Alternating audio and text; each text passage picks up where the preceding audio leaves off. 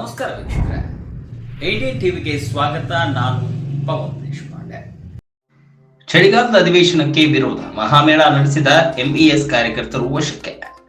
ಬೆಳಗಾವಿಯಲ್ಲಿ ಪ್ರತಿ ಬಾರಿ ಅಧಿವೇಶನ ನಡೆಯುವಾಗಲೂ ಮಹಾರಾಷ್ಟ್ರ ಏಕೀಕರಣ ಸಮಿತಿ ಖ್ಯಾತಿ ತೆಗೆಯುವುದು ಸಾಮಾನ್ಯವಾಗಿ ಹೋಗಿದ್ದು, ಈ ಬಾರಿಯೂ ಸಂಭಾಜಿ ವೃತ್ತದ ಬಳಿ ಮಹಾಮೇಳ ನಡೆಸುತ್ತಿದ್ದ ಎಂಇಎಸ್ ಮುಖಂಡರನ್ನ ಪೊಲೀಸರು ವಶಕ್ಕೆ ಪಡೆದಿದ್ದಾರೆ. ಎಂಇಎಸ್ ಮುಖಂಡ ಮನೋಹರ್ ಕಿಣೇಕರ್, ಆರ್ಎಂ ಪಾಟೀಲ್, ಪ್ರಕಾಶ್ ಶಿರೋಳ್ಕರ್, ಪ್ರಕಾಶ್ ಮರ್ಗಾಡೆ ಸೇರಿ 20ಕ್ಕೂ ಅಧಿಕ ಜನರನ್ನ ಇದೀಗ ಪೊಲೀಸರು ವಶಕ್ಕೆ ಪಡೆದಿದ್ದಾರೆ.